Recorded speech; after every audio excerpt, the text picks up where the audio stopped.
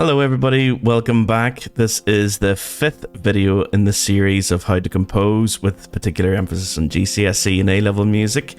Today we're going to be looking at modulation. What is modulation and how to use it in our compositions? How do we modulate from one key into another key? So we're going to jump straight into our new handout for today. So I'll just bring that up on my desktop. There we go. Okay, so modulation. What is modulation? When a piece of music changes key, it's called a modulation. It makes the music more interesting by providing a contrast between different keys and can give structure to an entire piece of music as well.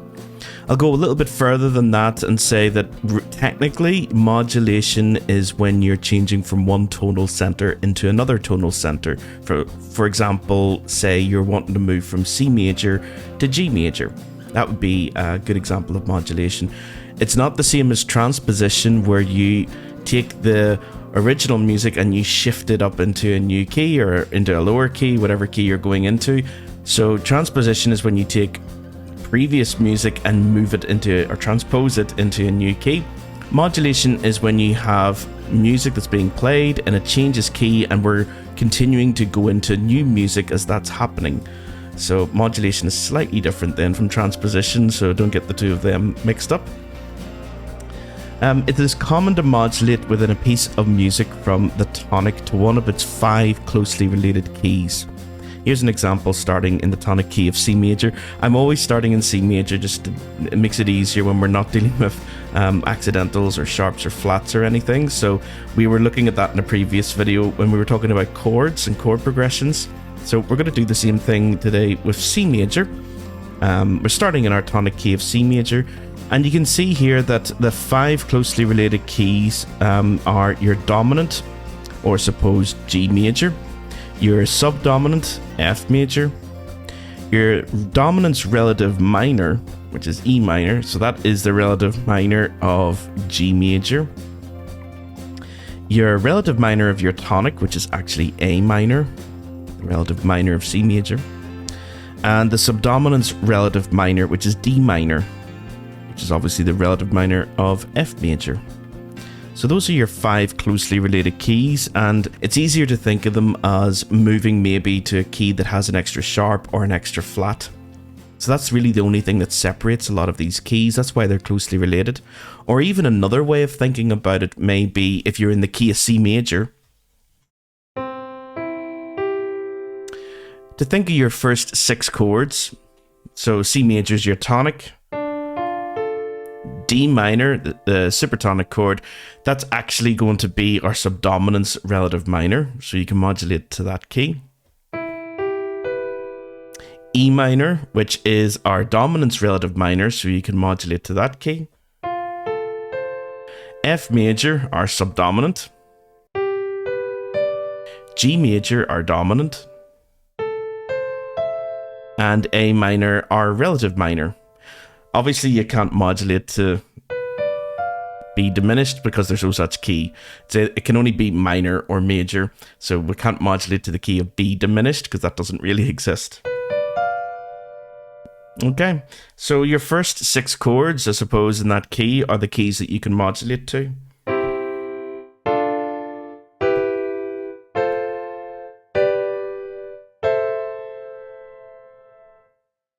Okay, so we're going to try a few of them out to see how we get on. And we may change the tonic from C major to maybe something a little bit more advanced, just to show you that there are, of course, other examples we can use. If you're in the key of C minor, it's going to be the same thing. Your tonic key is going to obviously be now C minor, and you can modulate to the dominant, which is usually G minor, or its relative major this time. Of course, we're converting from minor to relative major. So G minor's relative major is B flat major. So that's the dominant's relative major. Or you can modulate to the tonic's relative major, which is very, very common when you start in a minor key, to modulate to E flat major. I should have said actually that that's probably the most common place to go when you're in a major tonic. The most common modulation is from tonic to dominant, so that's probably one we're going to have to spend more time on, So if you start a piece in a major key, the most common place to modulate to will be the dominant of that key. The first modulation is probably going to be the dominant key. But if you start in a minor key, the most common place to modulate to is the relative major. It's almost like you want to get out of the minor as soon as possible. And a lot of pieces that begin in a minor key, within about 20, 30 bars, they're in the relative major key. And you can also, of course, modulate to the subdominant of your tonic, which is going to be F minor, and its relative major, which is going to be A flat major. Okay, so those are the 5 closely related keys if you start in a minor tonic. Okay, so how are modulations established? They're established by a perfect cadence. It's very, very important that you have a perfect cadence somewhere after your modulation to establish that new key that you're going into. So often using the dominant 7th chord to achieve this. And sometimes also a chord 7B, or the leading note chord, first inversion, that can be used as well. The modulating chord must contain a note which is foreign to the old key. So from that point onwards, you're going into a new key. You can't really analyze the music as belonging to the older key. Anything after the modulating chord should be analyzed into the new key. It cancels the old tonality and introduces the new one. So I'm going to play a couple of chord progressions here, and hopefully you'll be able to see that and hear the difference between a chord progression with no modulation and a chord progression with a very, very short modulation. This isn't the best example of modulation. There will be better ones later on in this video. This is just a miniature version just to introduce you to modulation. So let's play the first chord progression with no modulation.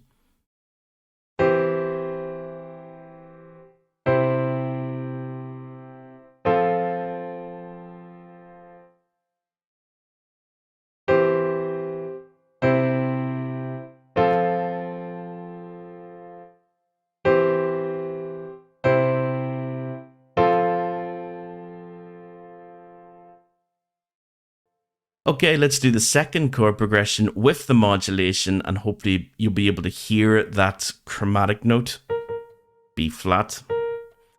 So we're modulating from C major to F major here. So chord 1, first inversion. But now the dominant 7th. Here we go again.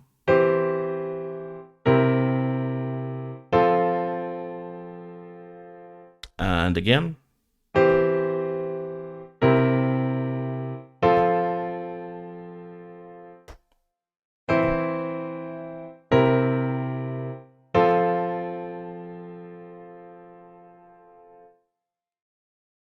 Okay, so it was that dominant 7th chord. We've introduced the B flat that signifies that we're going towards a new key, or in this example, the subdominant key of F major. Okay, so it's only one note difference, as you can see, between this chord progression on the right and the chord progression on the left, the introduction of that B flat. Okay, so how do we modulate? What's the best way of doing it? Well, pivot chord modulation is probably the most popular way to modulate. You can use other techniques like abrupt modulation, or maybe even like harmonic sequences or something. But pivot chord modulation tends to be the most popular way of doing it, especially in classical music. But you can use this, of course, if you're composing in any other style as well. So what do we do when it comes to pivot chord modulation? The smoothest way to approach the modulating chord, the chord with the chromatic note in it, is to use a chord which is found in both the old and the new keys.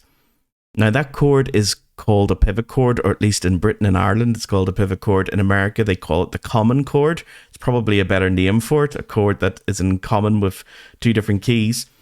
The pivot chord is reached in the context of the old key. It is then treated as belonging to the new key and leads immediately to the modulating chord.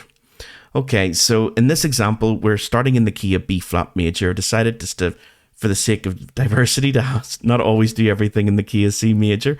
So we are beginning in the key of B flat major here, and we're modulating to C minor. So B flat major is our old key. And we're going to be modulating to C minor, which is actually the subdominant's relative minor. So if we go up from B flat major, that's your subdominant key, E flat major, and its relative minor is C minor. It's still a closely related key. It's still one of the 5 closely related keys that we've talked about, but it's probably not the most common place to modulate out of those 5. Usually you do go to the dominant if you start in a major tonic, or if you start in a minor tonic, you go to the relative major. But just for the sake of, again, having something different, it gets boring playing in C major all the time, so we're going to do it in B flat major this time. That's C, E flat, and G chord, although it's in first inversion. That can be considered chord 2, or supertonic chord, in the key of B flat major. But it can also be considered as chord 1 in the new key that we're trying to get to, which is C minor. So that's what I mean by pivot chords being shared between 2 different keys. They can be analysed, depending on the context, they can be analysed in the same 2 different keys at the same time. The modulating chord comes right after that. That's the chord with the chromatic note, and everything after that, from that point onwards, should be considered in the new key, whatever that new key happens to be. In this case, C minor. So everything from here onwards is all analysed in the context of C minor. Okay? You can have more than 1 pivot chord, but you've got to be careful if you're doing that. You just can't use, 3 or 4 pivot chords in any particular order. They've still got to be halfway decent chord progressions, like we saw in our last video. So you can use, up to 3, maybe 4, as many pivot chords as you like. Just make sure if you're going to do that it does make up some decent chord progression, that you're not just throwing in any old chord progression. It's still got to make harmonic sense when you do it. So it's easiest, I think, just to use one pivot chord. Okay, so let's have a listen to it and see, can we hear the pivot chord, the chord that's shared between both keys, and the modulating chord right afterwards, where we have these B naturals creeping into the music.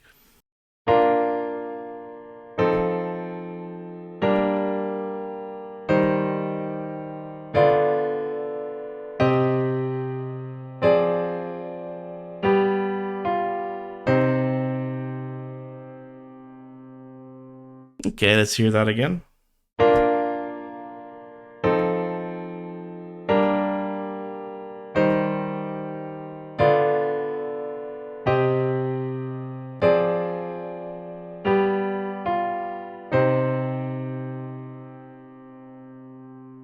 So we have B flat major in root position at the very beginning. Then the dominant 7th, F, A, C, E flat. And then our chord 6, G, B flat, and D. Then our chord 2B, our C, E flat, and G. Now that can now be considered as chord 1 in the new key we're trying to get to. Then we have our chord 7B, our leading note chord for first inversion. And the B naturals obviously don't belong in the key of B flat major, so we can't consider this as anything but being in the new key of C minor. And then we do go to another C minor chord right after, in root position. This chord 2, 7, the supertonic 7th chord, first inversion, creating like this half diminished 7th chord. We'll deal with what half diminished and fully diminished 7th chords are later on. But that's what the chord is at that point, with the A flat, because C minor also has A flat in its key signature.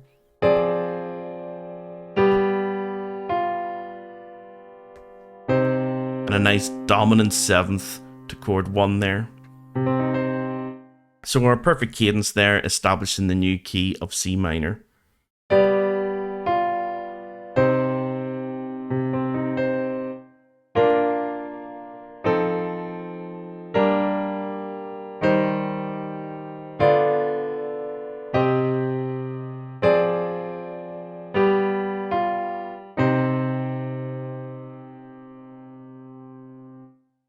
Okay, so that's a nice little example of pivot chords and where they're located. They're always going to be located right before your modulating chord.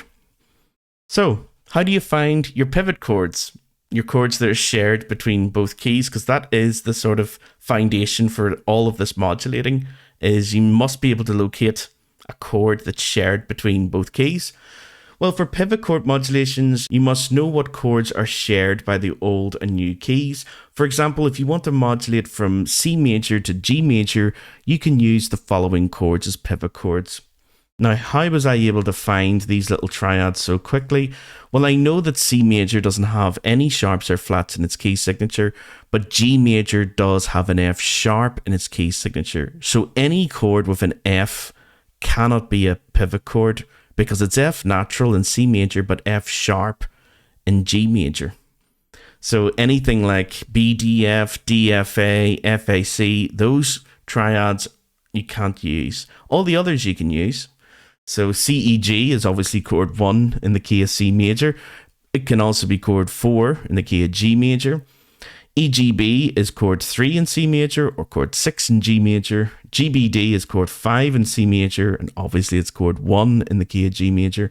And ACE is chord 6 in C major, or can be considered chord 2 in G major. So these are, I suppose, 4 examples or 4 pivot chords that you can use to get from C major to G major, and that's why these keys can be considered to be closely related, because there's so many pivot chords you can use to get from one key to the other key. And of course, the more accidentals you introduce, which don't belong to the old key, that's going to be a more distant modulation. So say you wanted to modulate from C major to B flat major. B flat major has 2 flats, B flat and E flat. So you're cutting down on the number of pivot chords you can use, because now anything with a B or an E can't be used, because it's B flat and E flat and B flat major. And it's just ordinary B natural and E natural in the key of C major. So this is how you know if a key is closely related to another key or not. These 2 keys are very closely related because there's 4 pivot chords we can use. So let's have a listen to each one and see what you think. We'll use it as a little chord progression. Pivot chord, perfect cadence.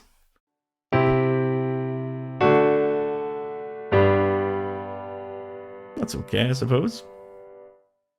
Here's another one, maybe chord 3 becoming chord 6 in the key of G major.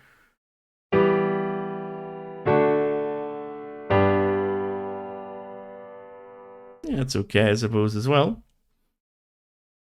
Here is 5B or 1B in the key of G major.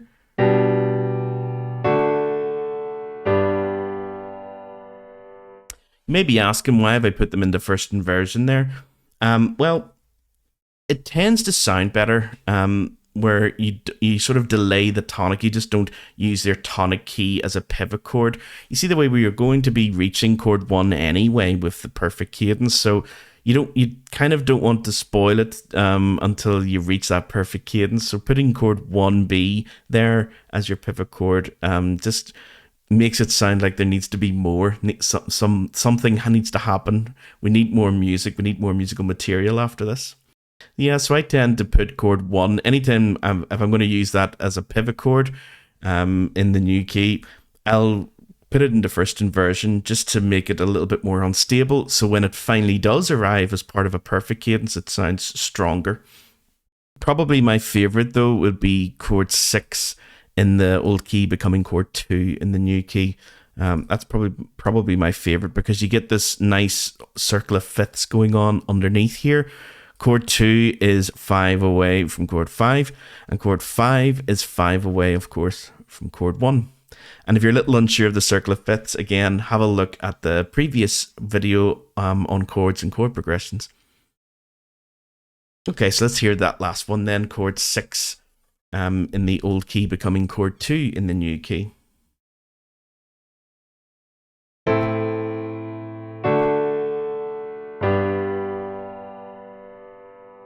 Or suppose I could put it up here.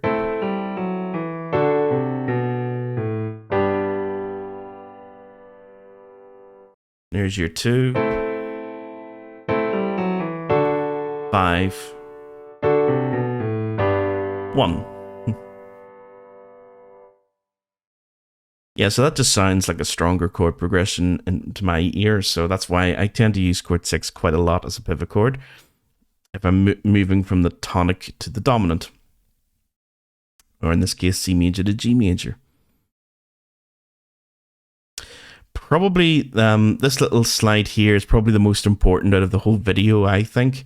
I try to delay that perfect cadence. In the previous slide, to me, having your pivot chord and then your modulating chord, which is usually your dominant chord, I suppose, it's the one with the accidental in it, or the chromatic note, to go from your pivot chord right into a perfect cadence in the new key, it sounds a bit sudden.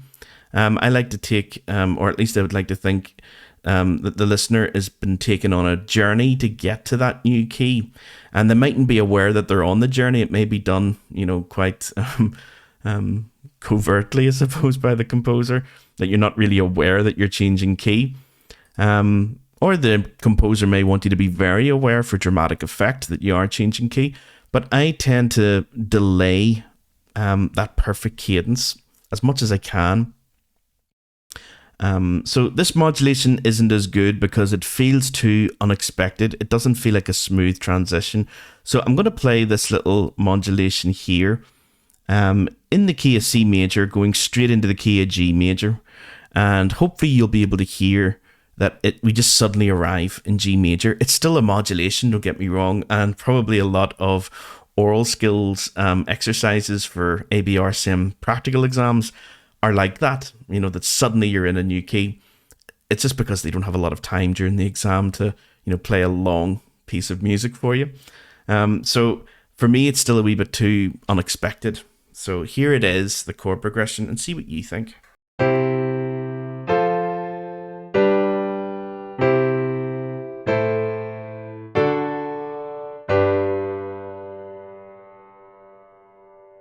So it's almost like we just landed in the key of G major just suddenly after that chord 6, which becomes chord 2 in the key of G major, and then we suddenly into chord 5, and then straight to chord 1. I'm still hearing C in my mind because we've had a lot of chords in the key of C major. We've had 1, 4, 5, 1, and chord 6. So it still rattles around in your mind that you're in the key of C major. I'm still hearing.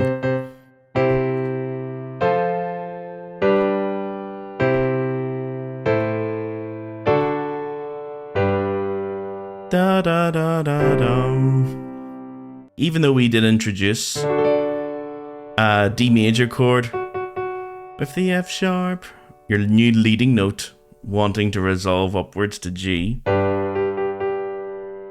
it still didn't feel that effective. Probably a better way of doing it then is to introduce a few more chords in the new key before reaching that perfect cadence, just to really establish that new key and also to force the listener into wanting that chord 1. And when it finally does arrive, the listener thinks, oh, that makes musical sense, what I've just heard. So the way that I do that is have the same chord progression as you had before, use the same pivot chord as you had before, use the same modulating chord as you had before, but instead of just going straight to chord 1, introduce a deceptive progression. So, or an interrupted progression if you're thinking in British and Irish terms. Chord 5 to chord 6, what we use in an interrupted cadence or a deceptive cadence. That would be a nice sort of diversion to introduce there. And then a couple of predominant chords like your 4, your 2, your 1B. I'm using chord 4 and chord 2 here. That's my predominant chords. Then introducing your cadential 6/4 or your 1C chord going to chord 5. Again, we've seen that already in the previous video when we were dealing with chords and chord progressions. So if you're a little unsure about the cadential 6/4, the 1C chord 1 second inversion, have a look through that video. That goes into it a wee bit. And we'll be going into it in a lot more detail in like grade 6 theory as well. So 1C to chord 5, and then finally chord 5 to chord 1 there. So let's have a listen to the second example and see what you think.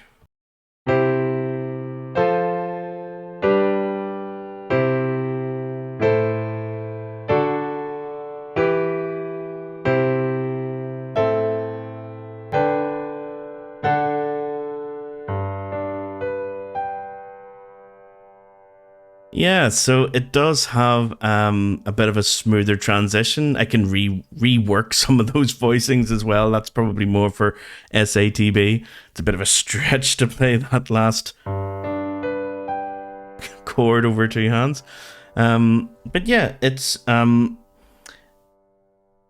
should be smoother. That's the main thing when you're moving from one key into the other. Try to make it as smooth as possible, or at least I think that sounds like a better way of doing it, rather than just suddenly arriving in a new key, unless that's the effect you're going for, if you're looking for like a dramatic change in key. So I'll play like different versions of each one and see what you think. Here's the first one again, just to remind you what it sounds like, and the sudden modulation. And then I'm going to do a second one where it's a lot smoother, maybe introducing even more than what I have there, to make the modulation sound ultra smooth. So here's the first way of doing it, and the more unexpected modulation.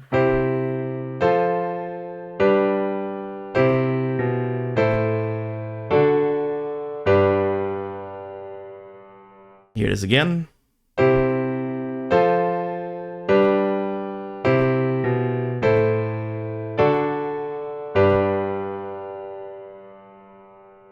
And here's the second one with even more chords than I have up there.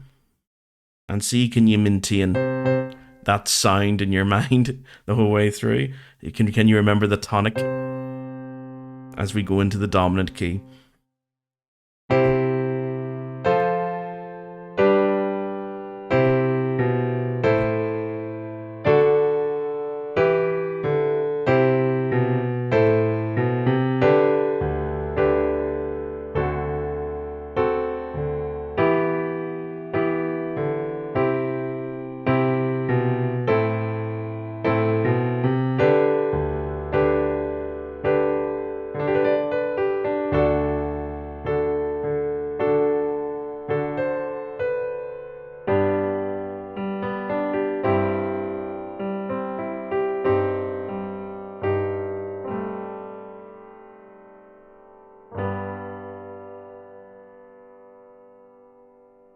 So now we're in G major.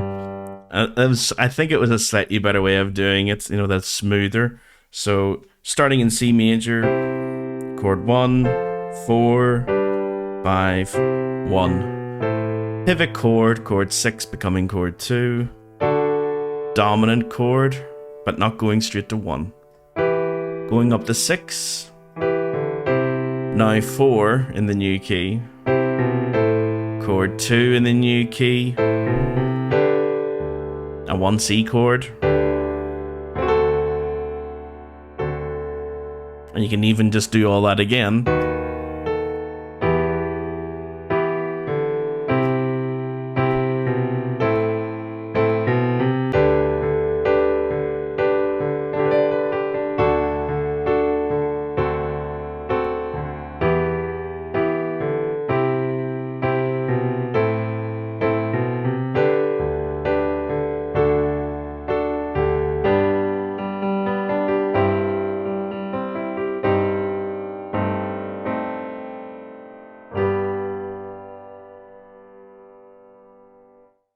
Yeah, so it was harder, I think, the second time to maintain that original tonic. That's where we started, in C major.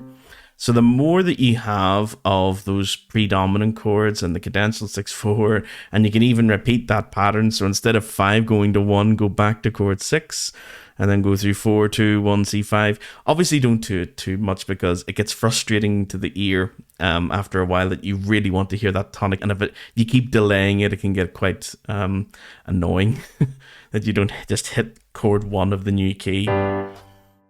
Yeah. So one last comparison, again, just to see, can we hear those differences?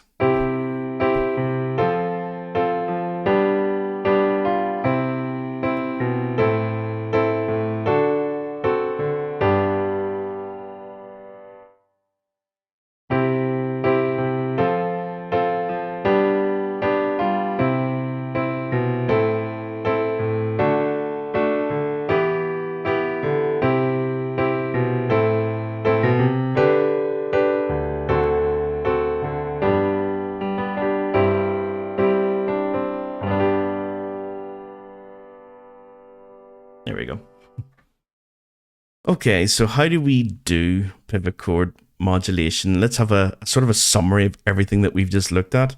So number one, decide on your tonic key and work out the 5 closely related keys. If you're in a major key, that's going to be your first 6 chords of that key. So chord 1, your tonic. Chord 2, the subdominance relative minor. The dominance relative minor for chord 3. The subdominant for chord 4. The dominant for chord 5. And the submediant for your relative minor, I suppose. Determine the different accidentals for the old key and the new key. This includes key signatures and in minor keys, the raised 7th as well. We've already seen that when we were looking at modulating between B flat major and C minor. We could see those B naturals creeping in, the raised 7th degree of the scale of the key of C minor. They were creeping in on that modulating chord, that dominant chord in C minor. So there were also A flats that appeared as well later. So the raised 7th and the A flats then would have been part of the key signature, the key of C minor. So yeah, watch out for those accidentals. Just make a wee note of them as you're trying your modulation. Once you've decided one key you're starting in, one key that you're going to, write down all the accidentals that are used in the key signatures and the raised 7ths for minor keys as well. Find out what chords are spelt the same for each key, remembering that chords will be affected by the different accidentals. Yeah, so if you write down this is a longer way of doing it, I suppose. If you write down all the triads for one key, all the triads for the other key, and then have a look to see which of chords are similar and which aren't, which are spelt the exact same way. Decide on which of these common chords are the best. So which chords, when you've done all that, are spelled exactly the same way at both keys, and then pick out those chords and then decide which one do you think is going to be the best chord, remembering that the next chord is your modulating chord, chord 5. So maybe chord 3 to 5 wouldn't be as good, 3 in the new key to 5 in the new key.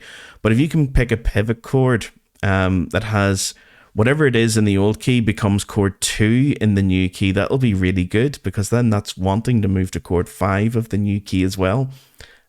So yeah, that's going to sound really nice. We saw that up here, chord 6 becoming chord 2 of the new key. We ended up with this nice circle of fifths.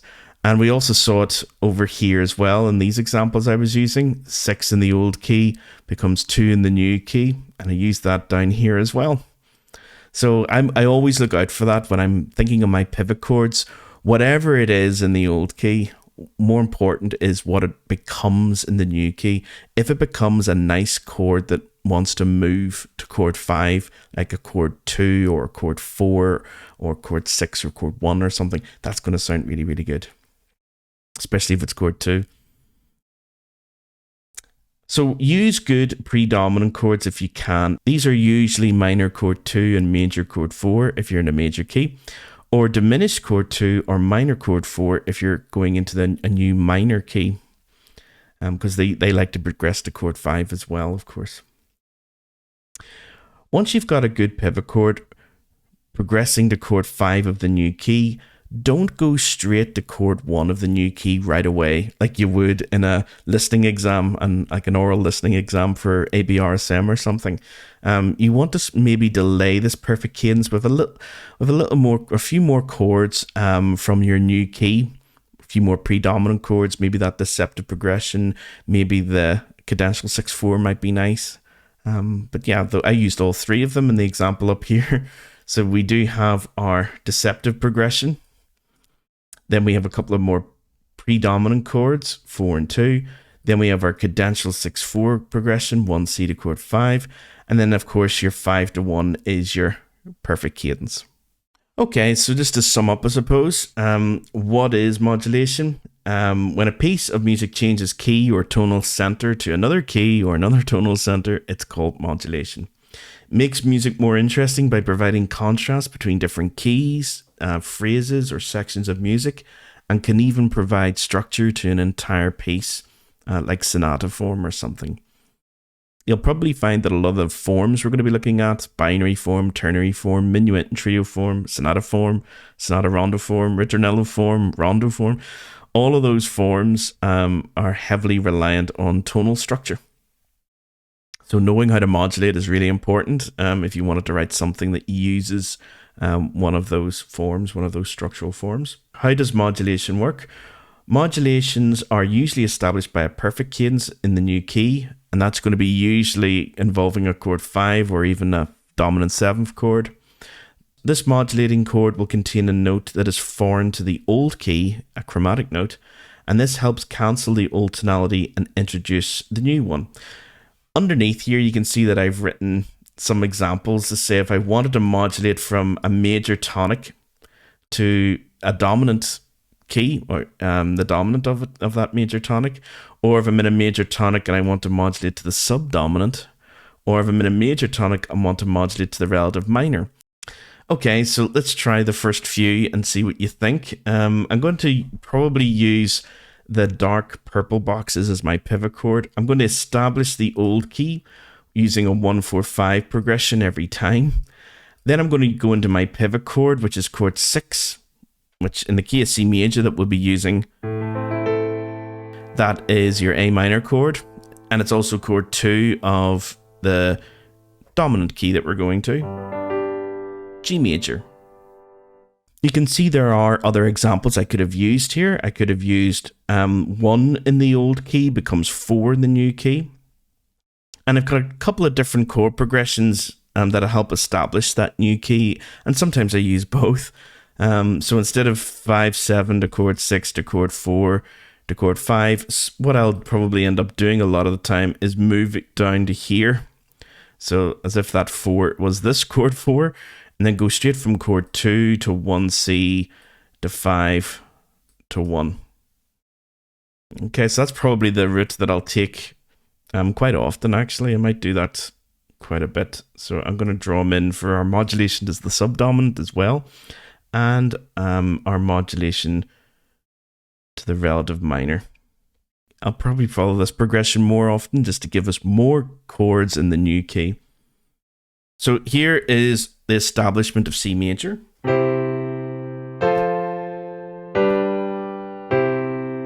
Yeah, so try to keep that in your memory, that chord is C. So again,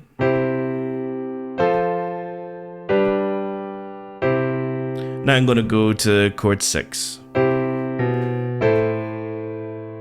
which now becomes chord 2. Dominant 7th, chord 6, chord 4, chord 2, following the orange arrow, chord 1C, dominant 7th, chord 1. So yeah, I went through those chords. I chose this as my pivot chord. I nearly always choose chord 6, and there are others I could have used. And then I follow this chord progression until I get to here, and then I jump down to here to finish off. These two options are going to be most relevant for sonata form. If you're starting in a major key, you want to probably go to your dominant key for your second subject. So yeah, we'll be looking at that in a different video about sonata form. That is the form I'm going to use for my composition. There are others I could have chosen, like theme and variations or ternary form or whatever, but I'm going to choose sonata form. It's a little bit more advanced, and it just gives us more opportunity to modulate as well.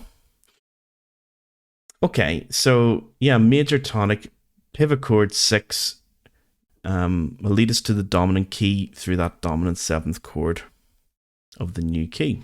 Here it is again.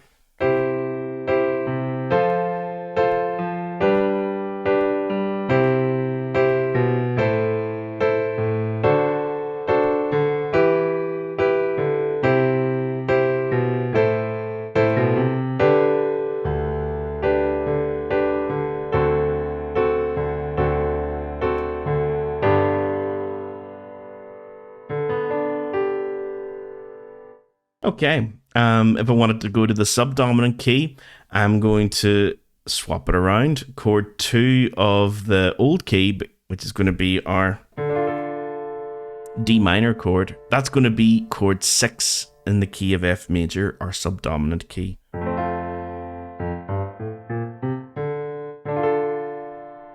And then that chord 6 then is probably wanting to move maybe down to chord 4 or chord dominant 7th chord. Well, let's try it, actually going to chord 4 just for something new, because we've already done that chord progression above. So maybe if 6 then just moves straight to chord 4, and then we follow this chord progression right to the end, just to see what that sounds like. So here we go, establishing the key of C major again.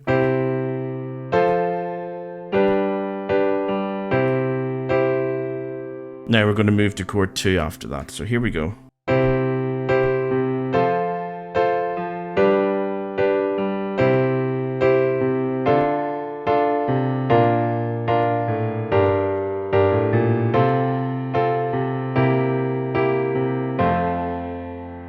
Into F major that time. Here it is again.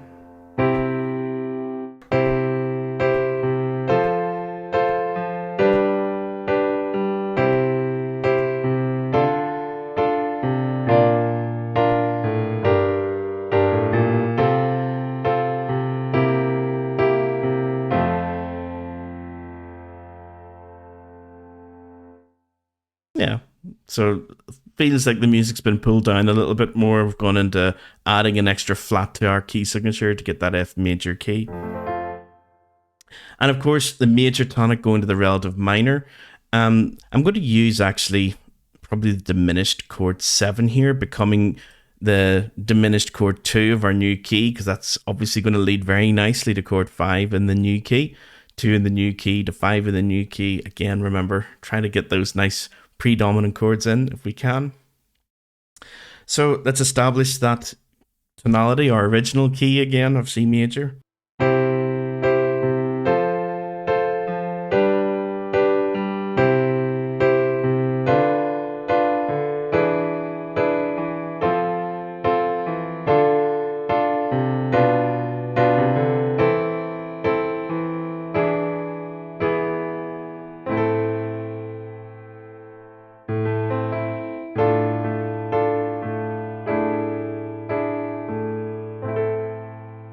New key of A minor there. And one more time.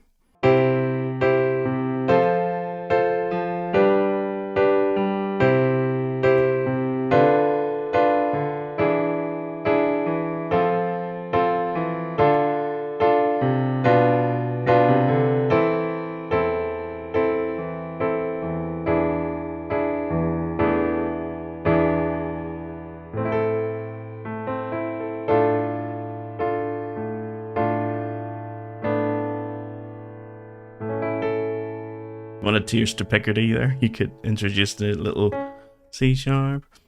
Okay. So yeah, that's if we're starting in a major tonic and wanting to go to our relative minor key. All of this, of course, works as well for starting in a minor tonic and modulating to the relative major or the subdominant or the dominant minor. Again, I put into purple boxes in this handout, just the ones that I use. But of course, you can circle the ones that you find best, the ones that you prefer the sound of. I just like the ones that sound as if they want mostly to go to chord 5. So 4 to 5 sounds good there. 4 to 5 is going to sound good there. So I've actually chosen 2 there. I haven't decided which one sounds better. They both sound pretty good to me. Okay, so let's try a few. Just starting in a minor key and want to get to the relative major. We're in C minor now, and we're trying to get to E flat major. So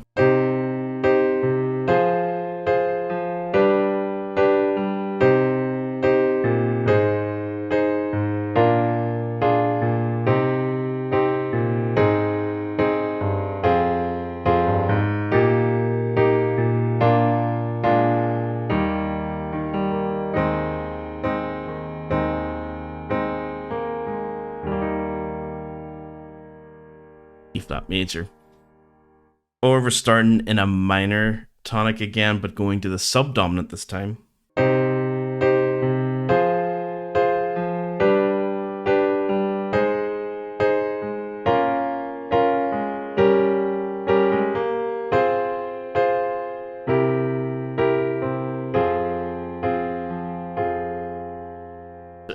in the subdominant key of F minor there.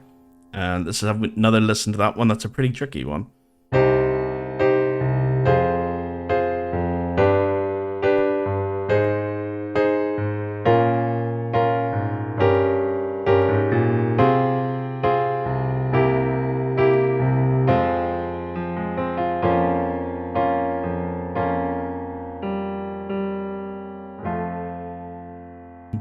Tears to Picardy if you want, Tears to Picardy. So starting in a minor tonic again, and this time ending in the dominant minor, our final modulation that we're going to look at today. So again, starting in C minor, but going to G minor. Tonic is C minor, dominant of G minor. So here we go, establishing the old key and going to the dominant minor. I'll probably use the top pivot chord first, this chord 1 of the old key becoming 4 of the new key.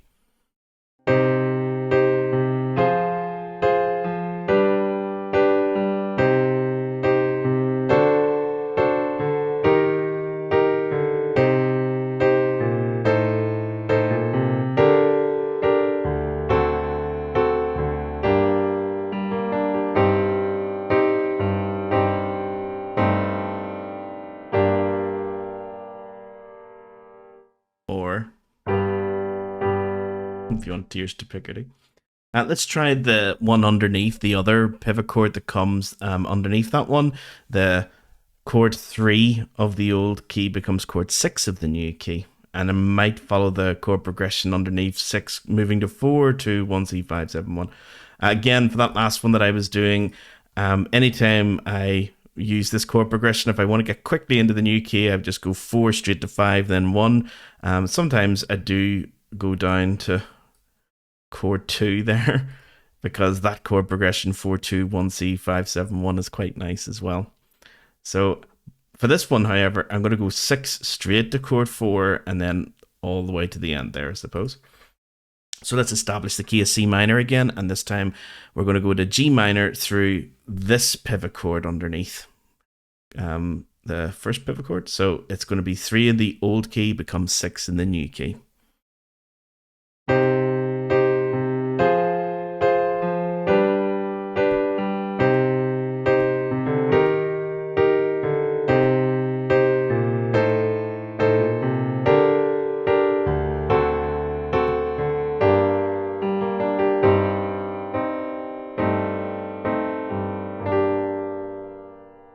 And again.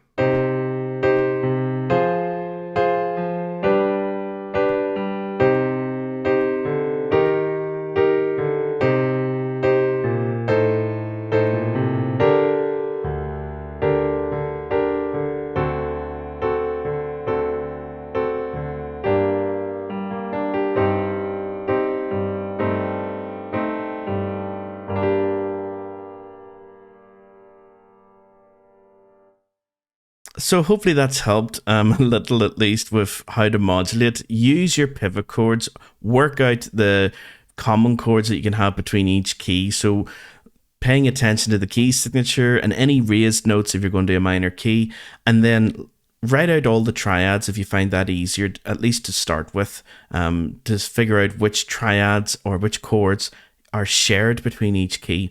Those are going to be your pivot chords. Try to find one that's going to sound pretty good when it moves to the dominant chord or the dominant 7th chord of your new key, because that then is going to produce a nice smooth modulation. If you can find a good sort of predominant chord in your pivot chord. The ones that we were using today, mostly 6 in the old key becomes 2 in the new key, because that's always going to sound good going to the dominant chord. We use that for these examples here as well. 6 in the old key becomes 2 in the new key. Up here, however, we were modulating to a different key. We were modulating from the tonic to the subdominant relative minor. So we had 2 in the old key becomes 1 in the new key. When you've decided on your pivot chord, go into the modulating chord. Don't immediately, or at least try not to, go straight into chord 1 if you are looking for a smooth modulation. You want the listener almost to be fooled that, you know, they didn't really notice the modulation. You're not drawing too much attention to it, unless you really want to do that. That might be the effect that you're after. But if you're looking for a smooth transition, which just brings in a new character to the piece without the listener going, oh, I've modulated into the dominant key or whatever, you probably want to introduce a few more chords in that new key. A deceptive cadence, a few predominant chords, your cadential 6/4, those are all really good examples of sort of delaying that perfect cadence just a little, not too much. You don't want to do it over 30 bars. But a couple of bars is kind of enough. So as I say, hopefully you got a little out of that. If you have any questions or any comments that you want to leave, just leave them below in the video and I'll try to get back to you as soon as I can. And I'll see you all again next time.